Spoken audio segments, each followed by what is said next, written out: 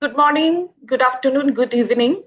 Thank you so much for joining with us with our another webinar of CIRDAP Knowledge Series 2026.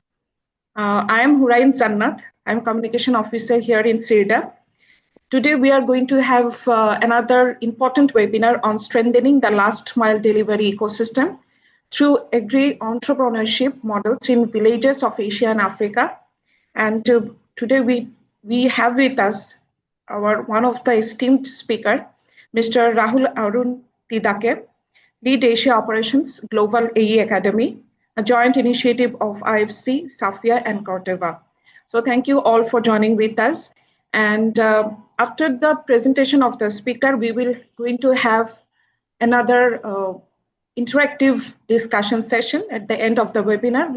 So thank you. Now I am requesting our Honorable Director General of CIRDAP, Dr. P. Chandrasekhara sir, to inaugurate this webinar and introduce the speaker.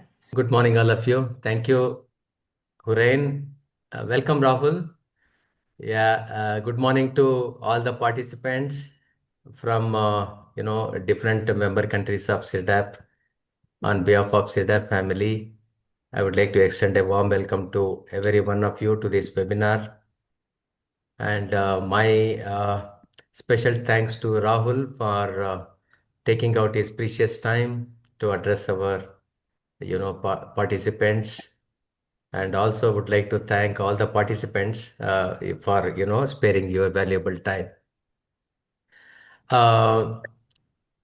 Actually, this webinar is an effort by CIRDAP, Center on Integrated Rural Development for Asia and Pacific, to connect global good practices with the last mile extension worker in different parts of the world, especially focusing on Asia and Pacific. So this is So here I would like to take opportunity to introduce Mr. Rahul. Rahul is Asia lead of Global Agri-Entrepreneurship Academy, and it is established by International Finance Corporation, Corteva, and SAFIA, another organization. They work across the globe in different countries. They have very ambitious target of establishing 1 million youth in rural enterprises in Africa itself. Already they are close to establishing 500,000 young people in Asia and Africa together already in the field. Especially they are very active in recent years in Cambodia and Bhutan. Transforming a rural youth into an entrepreneur is not a easy task. That challenging task is undertaken by Rahul. Rahul got several recognitions.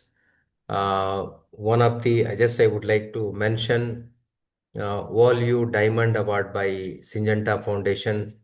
It is one of the topmost recognition conferred to Rahul for his contribution. Rahul is basically an agriculture graduate, and he did his master's in agribusiness management from National Institute of Agriculture Extension Management. I recall 2019 and 20 when we met, as a professional in Jaipur, India, where we signed an MOU to promote agri-entrepreneurship among rural youth. Then Rahul was working with the Syngenta Foundation. So these small initiatives in a small time could catch up, and we covered around 25,000 rural youth. They were trained online and certified in rural entrepreneurship, and also connected to agribusiness companies on one side and farmers on other side, and also in between financial institutions. It is a great journey undertaken by Rahul, and we are very happy to notice that it is expanding very fast to different countries. And we are also happy to share here that this Global Agri-Entrepreneurship Academy is also a partner institution of CIRDAP. With this, over to Rahul. He is going to speak on, strengthening the last mile extension delivery ecosystem through various agri-entrepreneurship models in Asia and Pacific rural communities. Thank you, Rahul. Over to you. Thank you so much, sir. Thanks a lot for very detailed, and I'm really pleased to be here as one of the speaker. And for the team members or colleagues joined here from different organizations, I'd like to explicitly say that I'm a student of Dr. P. Chandrasekhar, sir. So it's really an honor to kind of work with him at the same time with the CIRDAP and the entire community out here. Thanks a lot for this opportunity. I would sincerely thank CIRDAP team for extending this invitation to share what exactly and how exactly we together can change, kind of bringing rural youth into a mainstream.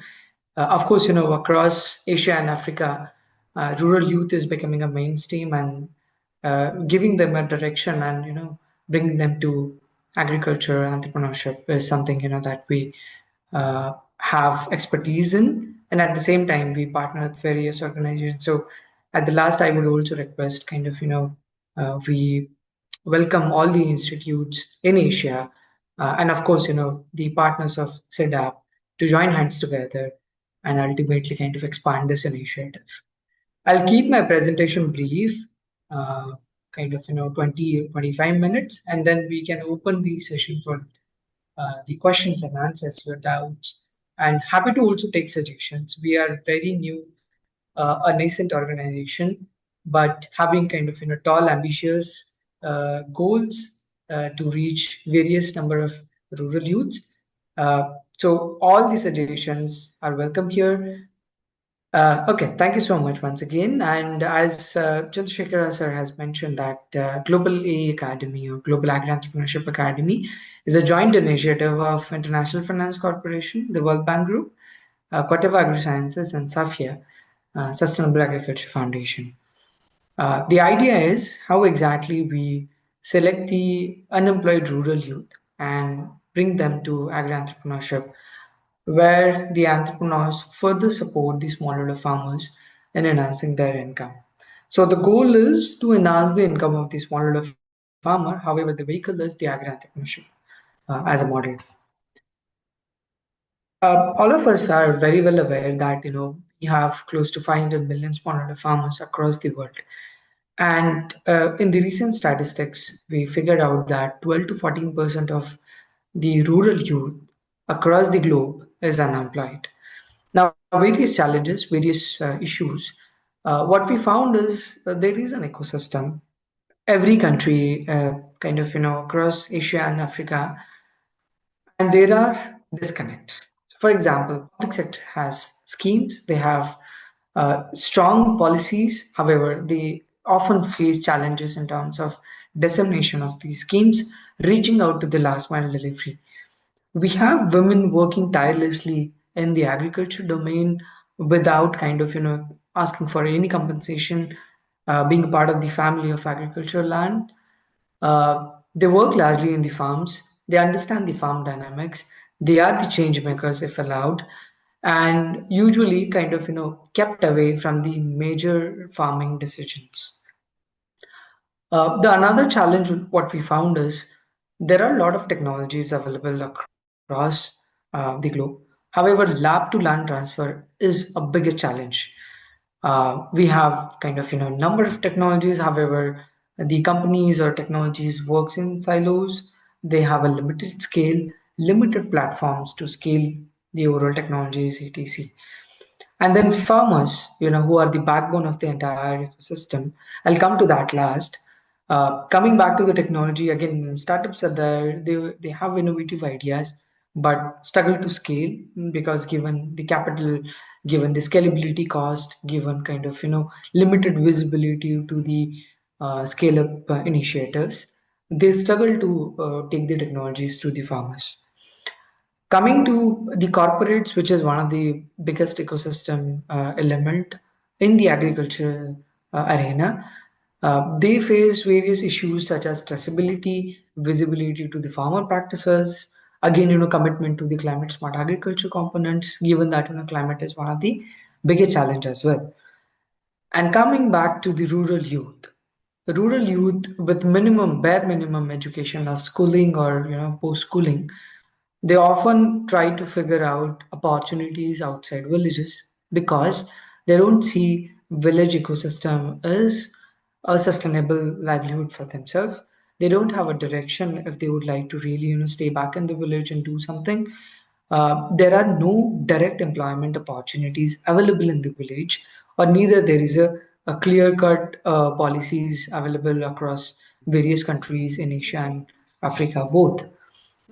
And coming back to the farmers, who are the backbone of the entire agriculture ecosystem, they have lower incomes, they have increasing cost of cultivation day by day. Climate is the biggest crisis that they are facing today. Unpredictable, unreliable scenarios, in various crops. Then again, uh, unstable markets, depends on the larger global political environment, market integration. And then infrastructure is also one of the challenges as such, largely in Asia and Africa, African countries. We found that all these ecosystems are working in silos, are not connected in a way they should be. And given that, farmers are facing challenges, and various startups, various corporates, various governments through their policies are trying to solve these challenges, they are still lacking in scale up initiative. At the same time, there is a complete disconnect in terms of uh, bringing the technologies or bringing the policies or bringing the services to the last mile at the farmers level. Our mission is enhancing the first mile or a last mile delivery system to boost the income of these smallholder farmers. So the idea is not to create just agri-entrepreneurs, but to help the smallholder farmers enhance their income, bringing technologies to the land, lab to land transfer, and multiple other components. Now, how do we do it is, uh, as you are all aware that, in Asia, the landholding size is small and fragmented, low productivity is a challenge, high post-harvest losses, then climate is again a risk, market linkages are challenges, and then, water is also one of the challenges. However, in terms of rural youth, they can be utilized in a way that they can become the last mile delivery ecosystem. Again, rural youth kind of having so much of potential, they hold a future of global agri ecosystem. So it is the right time that, we bring these components together. Rural youth is also very much technology savvy. They understand the technology, they understand the use of the technology. And farmers, on the other hand, they get services at the village itself. If we bring rural youth and farmers together, how do we do it, and what are the challenges that we are trying to solve?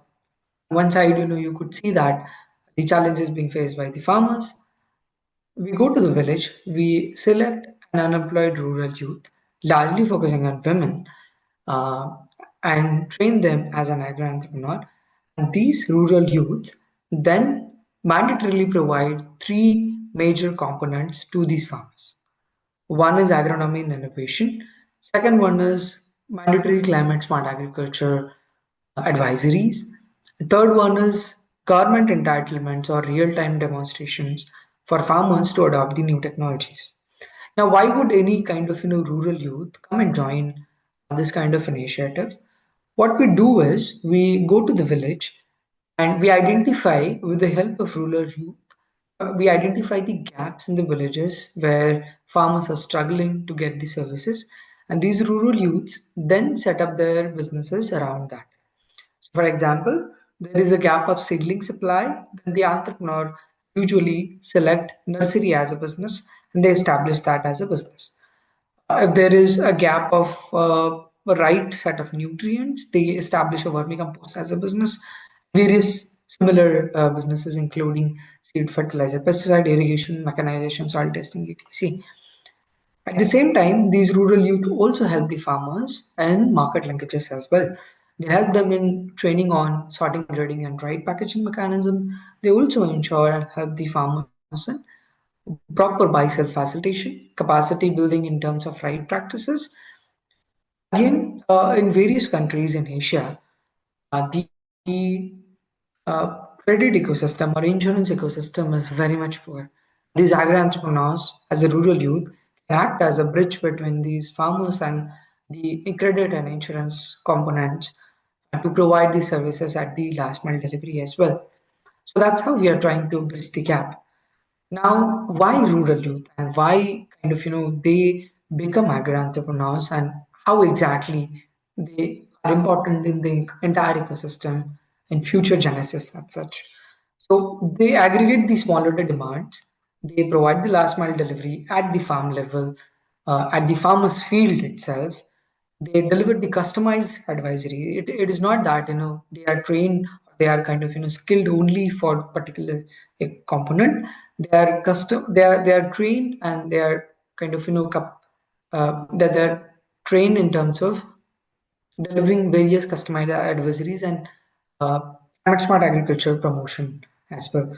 They also help providing various other components, and they become a trust gap between the farmers and the agriculture ecosystem. Who are these agri-entrepreneurs, who can come and join the program? So minimum schooling as an education background, because in the villages, we often find people having bare minimum education itself. Their age between 21 to 45, because we also want these entrepreneurs to run for the farmers and help the farmers and adopting the various agriculture advisories. They should belongs to a farming family. Then only they understand the pain of the farmers. They should stay back in the village. They should have a smartphone, and gender is not a barrier as such. How do we do it, and what are the selection parameters? So every entrepreneur who is registering for the program has to go through a registration, screening, and initial assessment, and ultimately personal interview. Now this particular screening and selection process helps us eliminating the failure or candidates who do not hold fire in the belly to become an entrepreneur. Again, entrepreneurship is not really a skill for everyone to adopt and then further go ahead. So we also try to select right kind of candidates who can further help these smaller farmers as well. This one particular slide, and you'll be able to understand the entire model in a nutshell. So we go to the village. So how exactly it happens? We partner with various donor institutes, various uh, institutes such as CIRDAP, etc. And then we identify a geography which is fairly a saturated geography to ensure the success rate is much better. Then we go to the villages. We do a proper campaigning. We reach out to the main person of the village. We reach out to the progressive farmer of the village, local institutions who can support recommending the candidate to those who would like to pursue agri-entrepreneurship. Then these agri-entrepreneurs then go through a screening and selection process. After that, they also undergo a home visit component, which where we try and assess these candidates in terms of their capacity, their willingness to become full-fledged agri-entrepreneurs. At the same time, a very small investment is also required for them to start any kind of business. Then there is a small registration component, which is different for different countries, but not more than $10 or $15 as such. This is to ensure there is a skin in the game for the rural youth when they are coming and joining the agri-entrepreneurship program. There is 2 to 3 weeks in person or virtual training program where we teach these agri-entrepreneurs four major components. One is agronomy and innovation. Second one is personality development. Third one is rural entrepreneurship or entrepreneurial traits. And fourth one is, and the most important, how exactly these entrepreneurs can work with the farmers to enhance their income. And once the training is done, so till here we are just building the capacity of the rural youth. But you might come up with the question that Agri-Entrepreneurship Academy. But we are not an academy per se. We are not only limited to the training. We also ensure these entrepreneurs are fully established as agri-entrepreneurs. They have their businesses up and running. So once the training is done, these rural youth then go and work with 100 to 150 farmers who onboard them, understand their pain points, understand the cropping patterns in the villages. After that, they get certified. In India, they are certified by CCS, National Institute of Agriculture Marketing, NIA. However, in the respective countries, we tie up with the respective central government institutes to kind of certify these agri-entrepreneurs. And for that matter, CIRDAP can also be one of the certifying agency as well. Once that is done, along with Global Agri Academy and the trained rural youth, we create a detailed business plan of these agri-entrepreneurs, which is very simple for them to understand. At the same time, they can easily implement it at the field level. And Global Agri Academy also help these agri-entrepreneurs to get the legal compliances done in terms of input, in terms of any kind of licenses if they require, if they need any kind of credit support. We partner with the local credit ecosystem for these agri-entrepreneurs to get the credit support. Once the legal compliances are done, then we help these rural youth to kind of establish their businesses. Sometimes there are rural youths who have started their businesses, failed in a way, not really scale it up. So these kind of candidates also come to us and kind of get the services. So from step number 1 to step number 10, we merely create these agri-entrepreneurs as a last mile delivery ecosystem. And after that, these agri-entrepreneurs then actually starts working with the smallholder farmers to enhance their income. Now, what they do with the farmers, so they provide last mile delivery services, be it nursery, be it agri input, be it output, be it farm mechanization, multiple other components. It can also be a livestock businesses. And these entrepreneurs also train the farmers on various new and innovation technologies, including agronomic practices as well.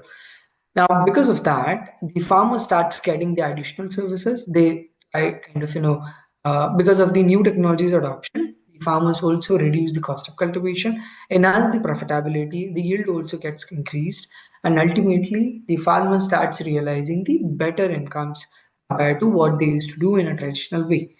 That's how these agri-entrepreneurs become the last mile change delivery agents and such. One agri-entrepreneur usually work with 50 to 100 farmers, depend on the dynamics. In India, usually the entrepreneur works with 150 farmers because there is enough potential in the villages in India. However, if I talk about Cambodia, there we have 50 to 100 farmers working with each entrepreneur. In Bhutan, 25 to 50 farmers, depend on the geography, density, and at the same time, the potential in that particular location. So this model is fairly customizable. It can be tweaked for livestock deliveries. It can be tweaked for agri-focused deliveries. For example, there is a challenge in terms of dairy ecosystem. The entrepreneurs become a dairy change agent. They support the farmers adopting the dairy animals. They support the farmers collecting the milk from the farmers, ultimately supplying it to the various dairy companies, etc. So the model can be tweaked in a various components. As Chandrasekhar sir has mentioned that the model has fairly established proof of concept. It is successful in India and then kind of in various other countries as well. So globally, Academy is kind of designed, curated, and established on principles of various agri-entrepreneurship models, bringing the expert knowledge of the agri-entrepreneurship model from various other models is available in the globe, and kind of creating a whole ecosystem which can be adopted by any country. Just to give an example, the agri-entrepreneurship model, which has been done by Syngenta Foundation in India, is also a Harvard case study. So you can actually kind of search Syngenta Foundation's agri-entrepreneurship program, and you'll be able to understand that case as well. So it is registered at Harvard Business Review, and then at the same time, IFC has been trying kind of the agribusiness leadership program across 26 countries. So bringing all these components together, we have standardized the entrepreneurship model and is being offered as one full bouquet of services to various partners to adopt for. Now, what exactly Global Academy brings on the board? We have common operating systems, yet customizable one for country dynamics. Then we have a complete expert solution with 50 to 60 trainers, knowledge experts, which can easily build the capacity of the local organizations. The entire model is fully digitized right from the day one till kind of entrepreneurs establishment, and any partner joining our hands together can see the progress of every entrepreneur as well. Then we are trying to create a global alumni network and learning ecosystem where there could be a global trades happening between the agri entrepreneurs. There could be interstate trades as well, and learning across the globe. Given the nature of the Global Academy, it also brings various global partnerships on board, and Global Academy also have the various state governments or kind of central governments in policy advocacy, monitoring, evaluation, and impact assessment. Yes, as Dr. P. Chandrasekhara sir has mentioned that the goal is bold, the vision is really, really bold. We would like to create 0.5 million agri-entrepreneurs across the world. And that's what the vision we are taking forward, and largely focusing on women as an agri-entrepreneurs and impact a large chunk of smallholder farmers ecosystem, which is 100 million, is what we are ambitioning for. This is how the overall kind of organization looks like. We have SAFIA, we have IFC, we have Corteva as founding members. However, we are also open for anyone to join as a founding member. Then there is a Global Academy, and then we have technical as well as knowledge partners at the same time, implementation partners as well. So yeah, and at the implementation level, we have various clients in Cambodia. Government of Bhutan is partner to us. In India, we are working with Corteva. In other countries, we are open to work with. I'll skip. If you or your organization would like to become a member of Global Academy, you can still opt for that as well. I'll share the presentation with you through Madam Hurain, and you can kind of revert back in terms of that. Yes, happy to kind of share that we already have kind of within 1 year of the launch of the program, we have 6 partners working with us, and proud to say that CIRDAP is our very first partner when we actually started the work on the ground in March 2025. At the same time, we have ADIC from Cambodia, Camp Great Farm from Cambodia, and we have established members as Advanta, Arise, and Krishi Carbon. So we will also work with the carbon industry to kind of promote the carbon sequestration through various components, including biochar, AWD method, DSR methods, and that's where Krishi is our partner as well. Again, the method is agri-entrepreneurs become the change agent. They become kind of take these initiatives and ultimately take it to the field. So thank you so much. Thanks a lot for listening to the overall presentation very peacefully. I will stop here and open the forum for the discussion, questions, or any suggestion if you suggest. Happy to hear on that as well. Thank you. Thank you so much, Mr. Rahul Arun. It was indeed a very nice presentation. Thank you so much. Okay, now we are opening the floor for interactions and discussion session. Thank you, Rahul, if I correct the name, and thank you, Ms. Surain. And I must say, it is a very, very eye-opening presentation for all of us who are very much interested to open agri-entrepreneurship. So in my case, as I have started rural dairy veterinary service center since 2012, starting with a humble mobile veterinary clinic and operating 18 villages among 3,000 dairy farmers. As I aim to increase the number, this presentation give me a very good vibe on how to start really the process, and I really like the timeline, that is from day one up to 200 day.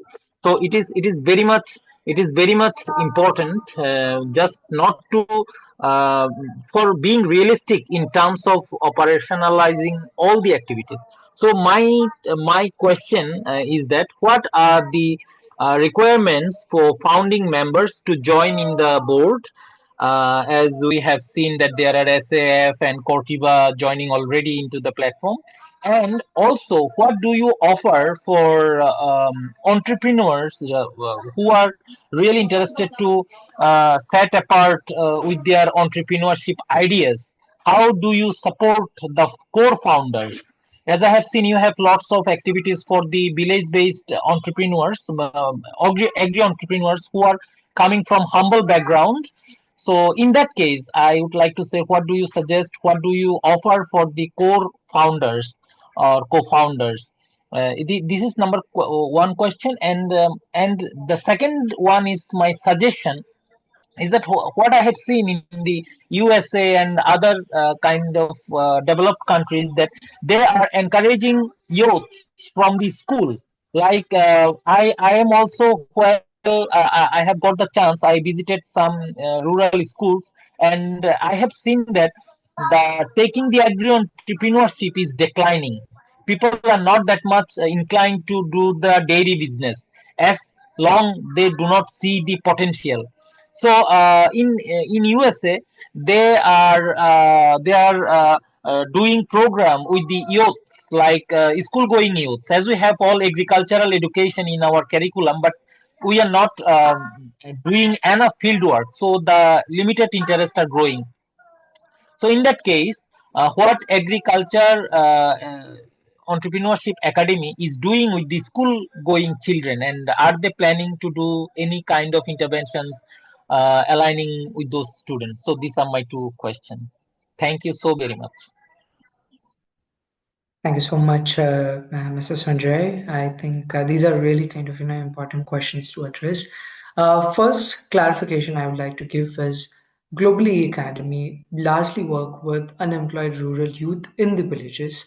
So we really work with someone who has no background of entrepreneurship, who is really kind of coming from a smallholder family background, and they're nano entrepreneurs, right? Someone who is earning kind of 80,000 rupees or kind of $800 uh, as an income over a year or so. So they're really kind of micro or nano enterprises where we are kind of train them. So we do not really kind of go in a kind of the startup ecosystem. We still stays back at the village level always. The model is one entrepreneur per village is what we ambition for.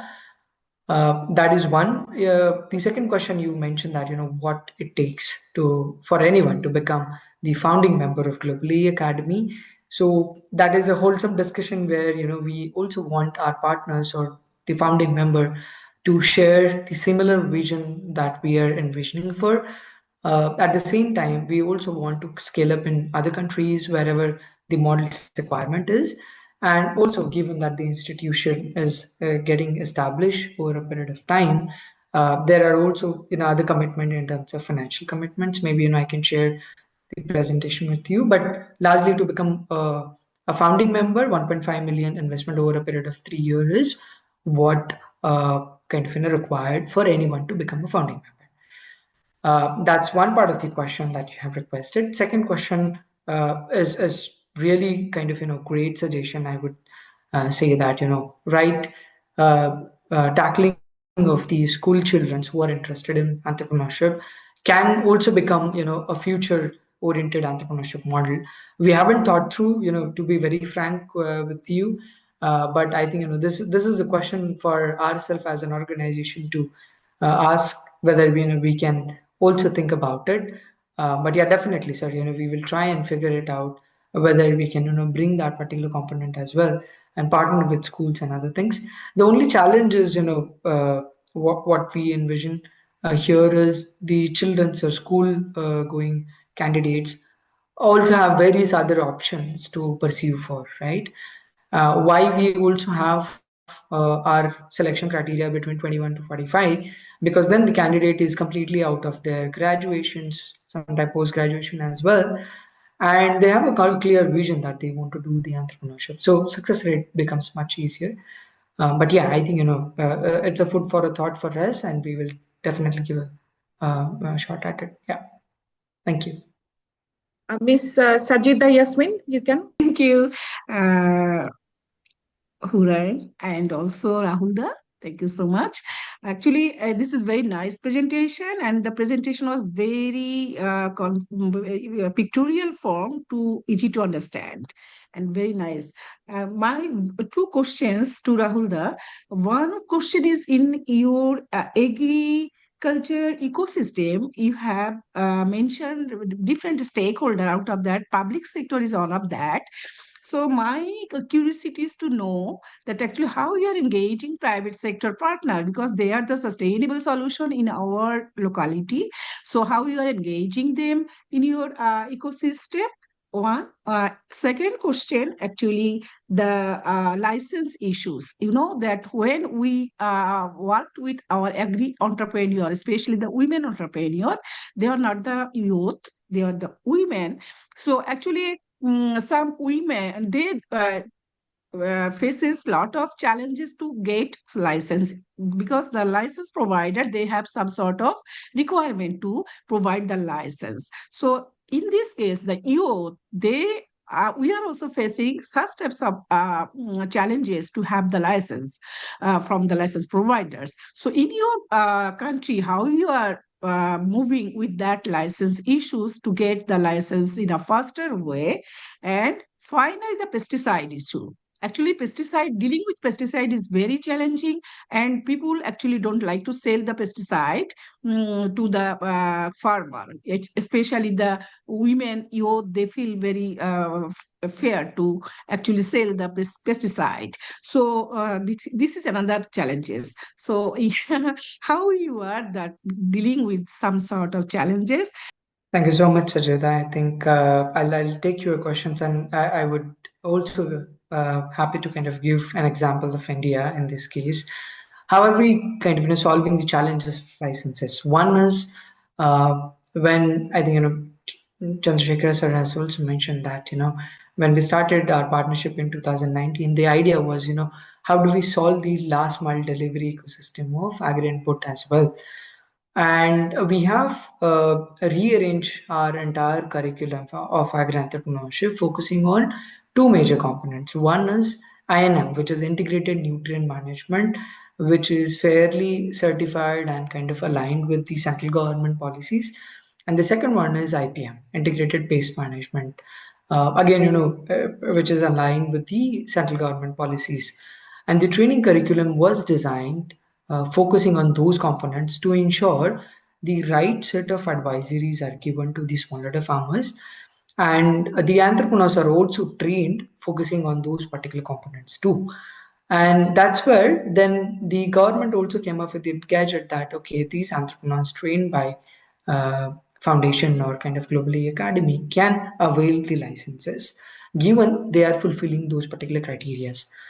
So what we do is, if you are going to a new country as well, we try to align with the priorities of the central government of agriculture department, try and understand the formal ecosystems where the licenses can be availed by the agri-entrepreneurs, and the training curriculum is then further tweaked, which can further fulfill the requirement of the central government as well.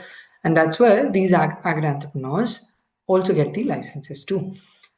Your second question is, whether we should promote the crop protection or kind of pesticides. So we are of the opinion it has to be a balanced approach. It cannot be kind of done in a hurried or at the same time in expanded manner. Given that climate is also becoming erratic nowadays, we try to kind of educate the agri entrepreneurs in promoting the natural based or bio pesticides, at the same time green triangle products rather than yellow or red triangle products, which are more harmful compared to the green triangle products. And that's where these entrepreneurs are also kind of providing the services. Now, how they are doing it is also a question, right? So every 30 to 35 agri entrepreneurs also have one agri entrepreneur mentor, and this entrepreneur mentor visit these entrepreneurs on weekly basis to ensure the traceability, quality, and kind of become an audit agent to ensure that these entrepreneurs are not doing any malpractices as well. And that's why the success is much better, much higher, and at the same time it has wider reach as well. Yeah, thank you, Rahul. Thank you. Thank you. Now, I welcome Professor Moni sir. Mr. Rahul, your presentation is very good. You organized very well. It conveys a good message. Thank you very much. And one of the slide you mentioned that about 500 million small scale farmers and 12 to 14% of the youths unemployed. I think there also you can qualify with out of how many millions of rural youths are available. Otherwise, it will give a wrong communication. The farmers you are given 500 million small scale farmers, but the next line it gives only 12 to 14%. So if you give that qualification also, it will give a very good wider understanding that this agri entrepreneur training is necessary. And otherwise also is necessary irrespective of how many millions youths are available. Youths have to be brought into agriculture because uh, organization like food and agriculture organization talks about the agriculture in the hands of rural youths, but I don't think that any efforts are being undertaken, and in this direction this is a good initiative. But I would like to say that I'm after my superannuation I'm involved in introducing digital technology in 1.45 lakh tribal villages in India. I was part of the Dr. Ashok Dalwai committee report on doubling farmers' income, and I chaired, along with His Excellency Dr. Chandrasekhara, when he was the Director General, manage. We were all on agriculture extension and ICT volume 11 and volume 12B digital technology in agriculture. Now I am operationalizing the 7 mission board programs, which is scale neutral, and it can be operationalized in all in global south, the total digitalization of agricultural systems. And in India, we are now working on how to create 2.5 lakh agri-tech startup in every gram panchayat. So now as a first component, I have taken smart tribal farming in tribal villages, 1.45 lakh. And we are associating, and I think some of the members also told experience about experiments involving rural students, school students and so on and so forth. Here we have a mission to involve 50,000 higher educational institution who offers artificial intelligence and machine learning training programs and other basic sciences, and a cluster of 10 to 15 villages. So it means that 6.5 lakh villages of India can be digitalized in 5 years' time by 2030, because every institution has got minimum 200 computers idle between 4 p.m. to 8 a.m. when college is not running. 1 crore computers. I think why I'm telling this figure is that agri entrepreneurs, youths, have to be trained using these 1 crore computers as far as India is concerned in various educational institutions are available. That is the mission I am involved in it now. And I'm very happy that in association with the CIRDAP and and Ardo, we had an international webinar on July 6th on UN World Rural Development Day, international webinar on smart tribal farming, achieving sustainable agriculture, rural livelihood opportunities. So it is a very important program which you have taken it. Let me see, let us see that how your Global Agri-Entrepreneur Academy can join in India with this movement which we have taken. We have taken smart tribal farming component as the first one because our His Excellency President of India comes from tribal community. So we thought let us operationalize it. So thank you very much, and you have given it. But one suggestion: kindly give the volume of the rural youths which are available in this Asia and Africa. And I'm also now writing an appraisal report for 11 countries of ASEAN and on how to undertake digital transformation in these ASEAN countries. I'm seeing a different disturbing situations because it is 90% are small scale farmers, and it is very important such type of things are also have to get into village level. That's why in my appraisal report, which will be submitted very shortly, that how to bring in that village level entrepreneurs working on digital technology to bring in to create to empower small and marginal farmers. And many all global south developing countries need this type of programs, but involving higher educational institutions, because schools I'm not touching now because enough higher educational institutions are available with the computing resources, but they I don't think that they have the mandate to adopt to villages, and that they should do that, and that is what I'm pressurizing it.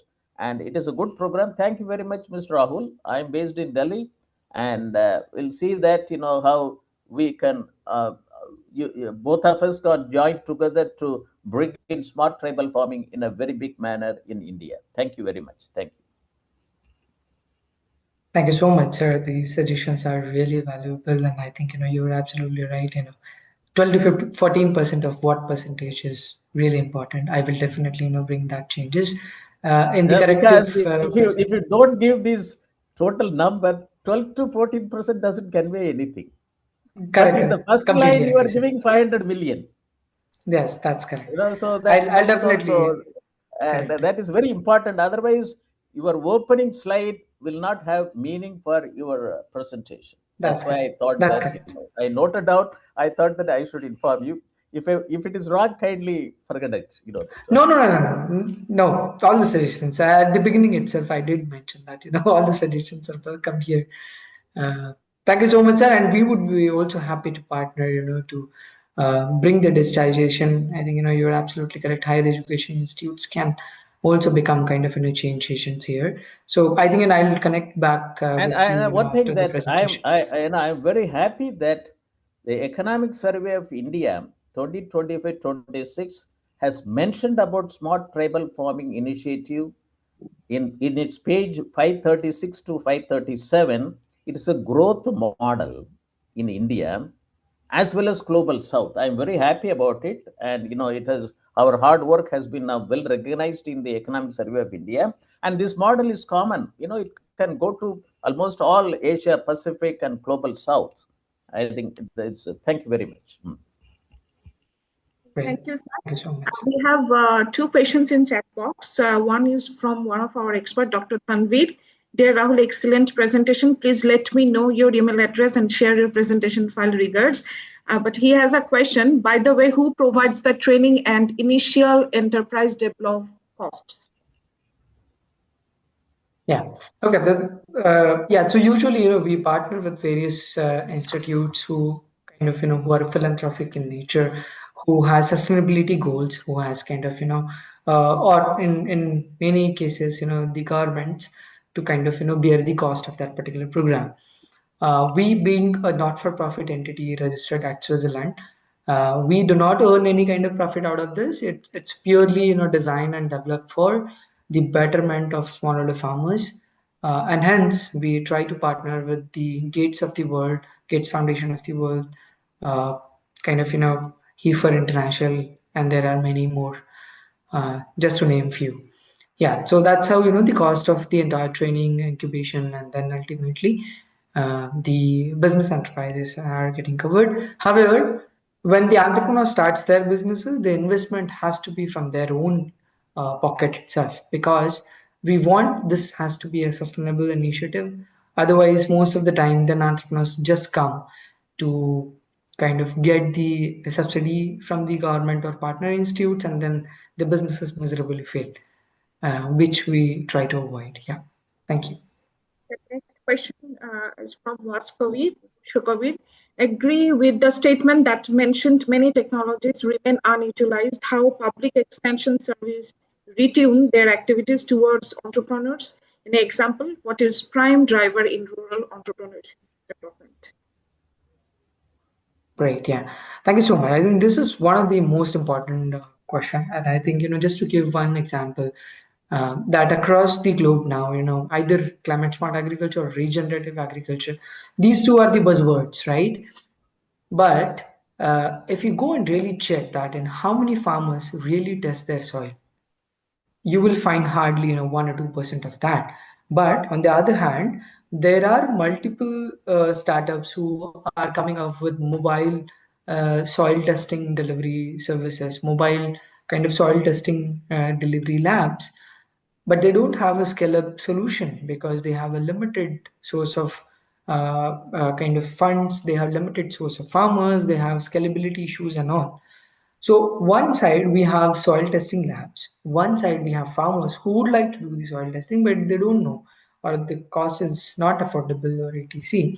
And then we have these agri entrepreneurs. So these entrepreneurs then take those soil testing labs, small devices, then they operate it as an enterprise, collect the soil samples from the farmers, test it, give the instant report to the farmers, where farmer also get the services right then and there at the field itself, and farmers act on it. So that is how we are bridging the gap, right? One farmer is in distress, the other one technology is there. These entrepreneurs act as an entrepreneur or kind of change agent, and then they deliver those services.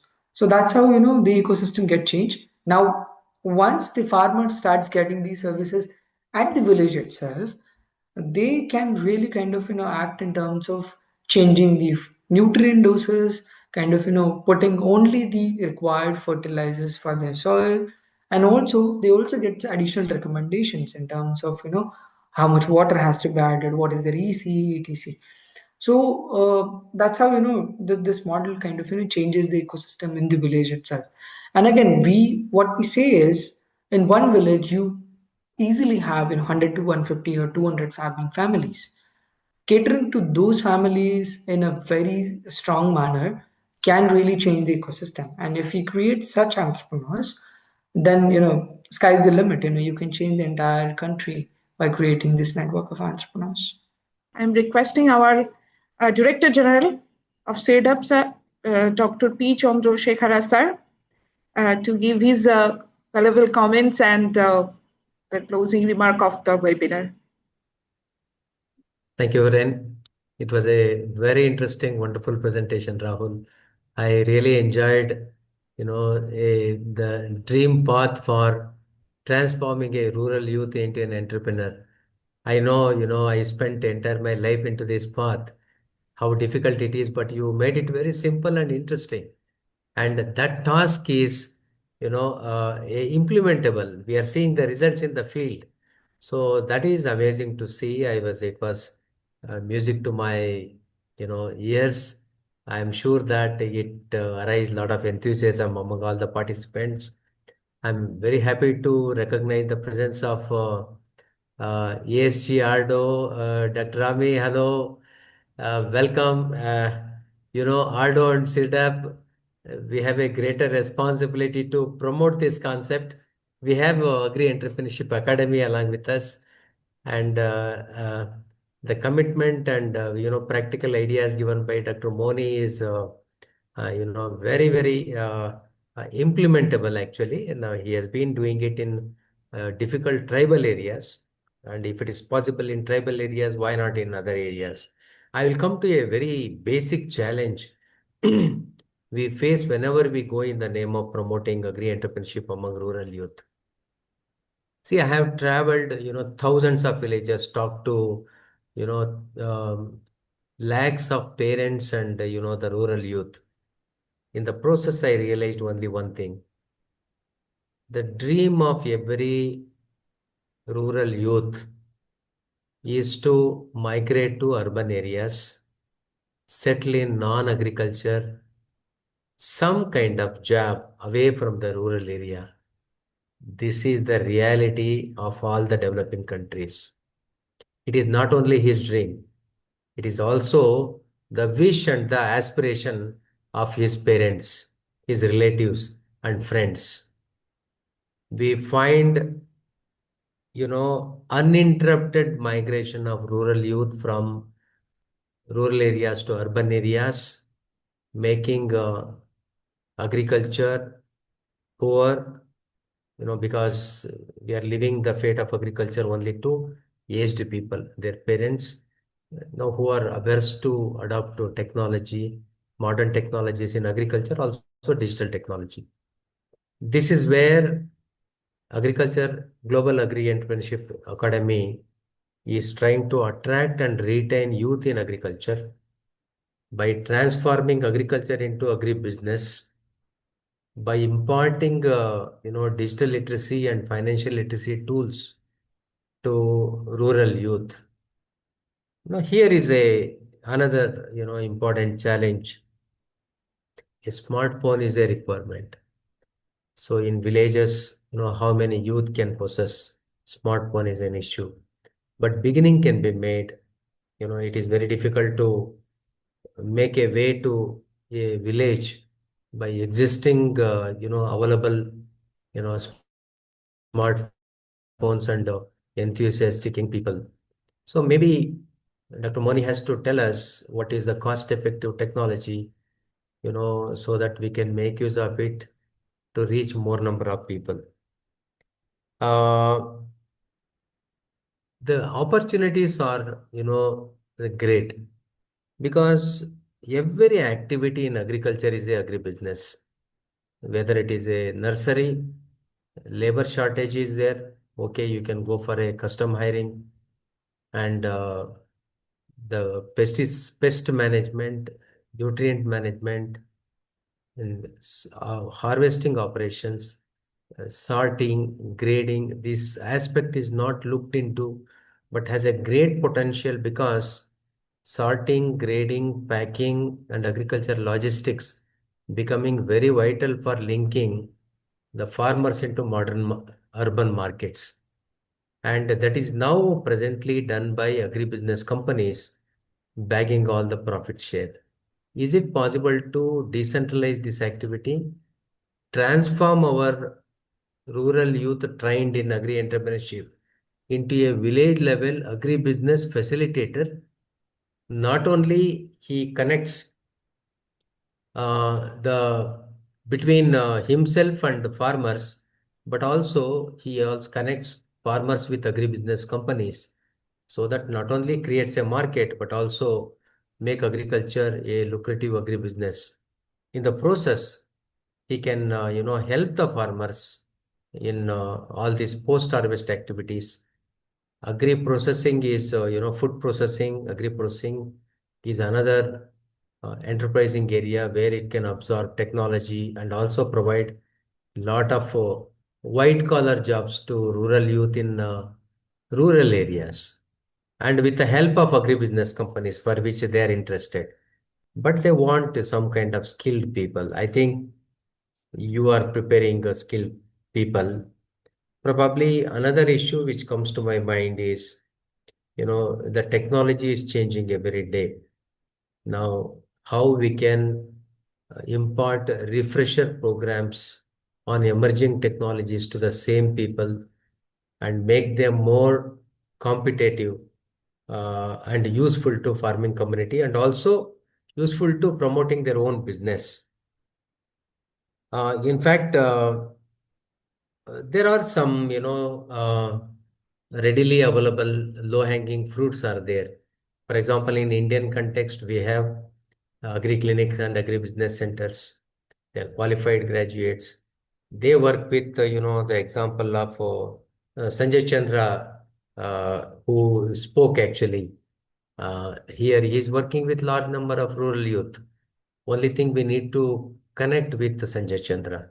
So around 40-50,000 agri-entrepreneurs who are spread across the country, and they work with in turn 3 to 4 lakh rural youth. So this hub and spokes model may work very effectively for Agri-Entrepreneurship Academy, and there our efforts will reduce because already efforts are made by other organizations. Now the manpower is readily available. Only thing we can bring them into our network. So then attract Desi is one program. There was a interesting question with by Sajida, how certification is a difficult process. There is a diploma in agricultural extension services for input dealer, a Desi program which is conducted on business holiday. In India, it is Sunday. Probably in Bangladesh, it could be on Friday or Saturday. So only on holidays, these entrepreneurs are called to nearby town. And the entire syllabus of agriculture, whether it is integrated nutrient management, pest management, seed to harvest and post-harvest activities, including marketing, they are important to these people, and that makes them eligible to get certificate from government recognized agencies, not only for promoting their agri entrepreneurship, but also for availing other government benefits also. So this model probably Sachida can think of in implementing in Bangladesh. We can also help. How definitely government likes it. Now the new government is in place. So probably we should try. Um, then uh, another important aspect is the information technology and public digital infrastructure is expanding very fast. Now we cannot have a isolated gateway for our rural young people. It's very important to link our digitally trained young rural people to public digital infrastructure so that they are part of a ocean of knowledge and experiences. So these are all, but this topic makes us to think very widely, and it has another 200, 300 years of work before us. So I think it is not just possible by one individual, one organization. Probably together we can bring in drop in the ocean still. So thank you very much. Wonderful. I really enjoyed as a learner. Thank you so much, sir. Thank you, Mr. Rahul, for giving us this wonderful presentation. And thank you all for joining with us.